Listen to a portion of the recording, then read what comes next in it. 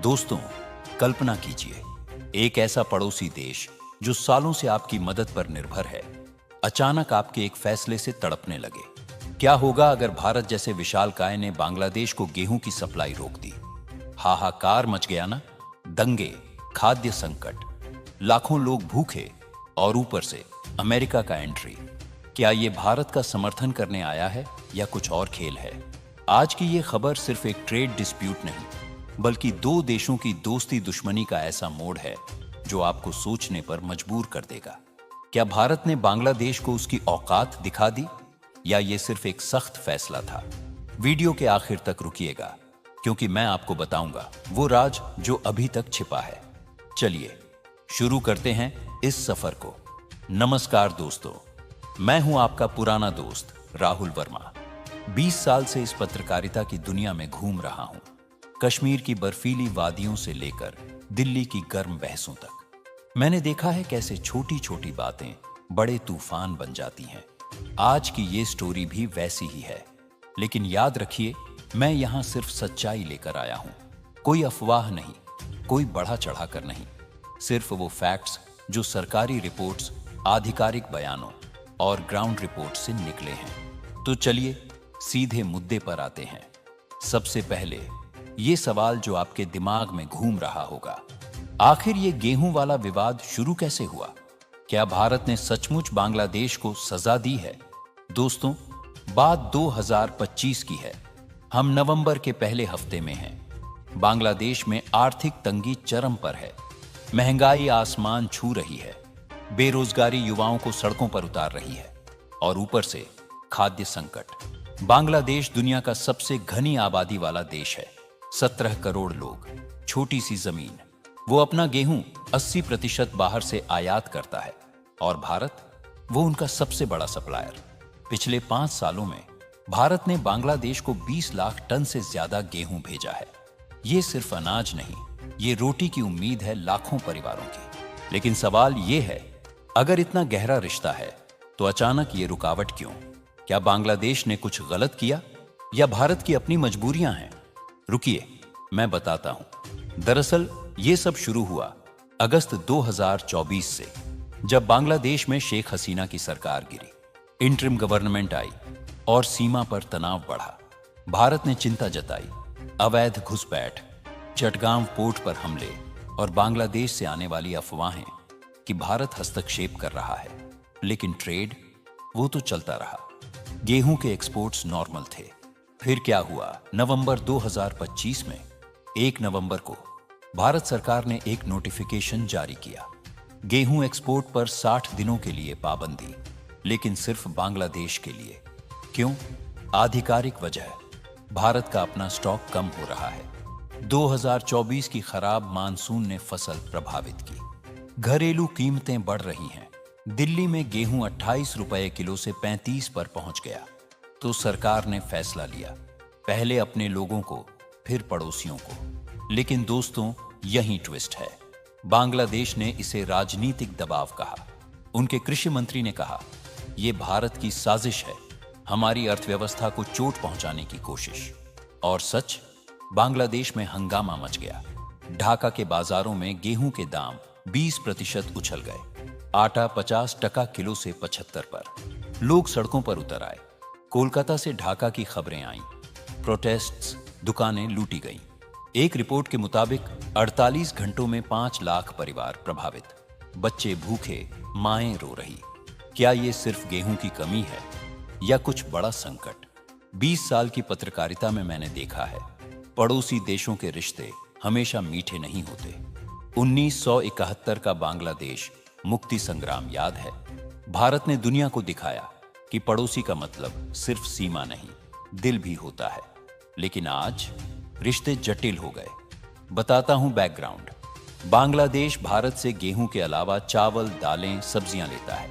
2024 से 25 में trade volume $14 billion का। लेकिन विवाद भी कम नहीं। तेजो नदी का पानी, रोहिंग्या रिफ्यूजी, सीमा पर फायरिंग और अब ये गेहूं। भारत का तर्क साफ, हमने 2023 में भी एक्सपोर्ट बैन लगाया था, जब वैश्विक कीमतें गिरी। तब भी बांग्लादेश को छूट दी थी।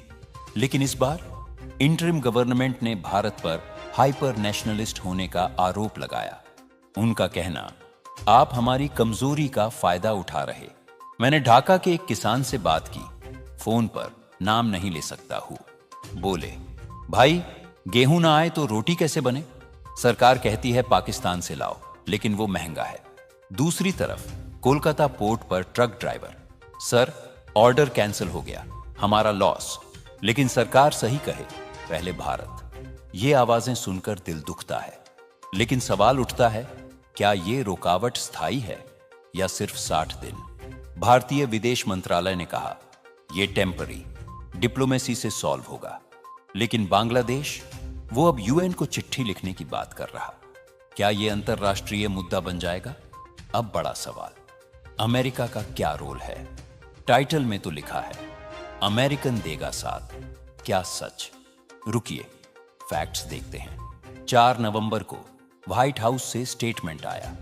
यूएस स्टेट डिपार्टमेंट के प्रवक्ता मैथ्यू मिल्स ने कहा, भारत का फैसला घरेलू फूड सिक्योरिटी के लिए जायज है। हम भारत के साथ खड़े हैं, खासकर इंडो पैसिफिक रीजन में। क्यों? क्योंकि अमेरिका को बांग्लादेश में चीन का बढ़ता प्रभाव पसंद नहीं। चाइना ने बांग्लादेश को $2 बिलियन का लोन दिया है, पोर्ट प्रोजेक्ट्स के नाम पर।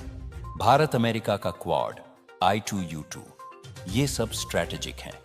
तो क्या अमेरिका भारत को सपोर्ट देकर बांग्लादेश को सबक सिखा रहा, या सिर्फ ट्रेड बैलेंस? 20 साल की एक्सपीरियंस कहती है, अंतरराष्ट्रीय राजनीति में दोस्ती हमेशा कंडीशनल होती है। दोस्तों, चलिए थोड़ा डीप डाइव करते हैं। भारत का गेहूं एक्सपोर्ट हिस्ट्री देखिए।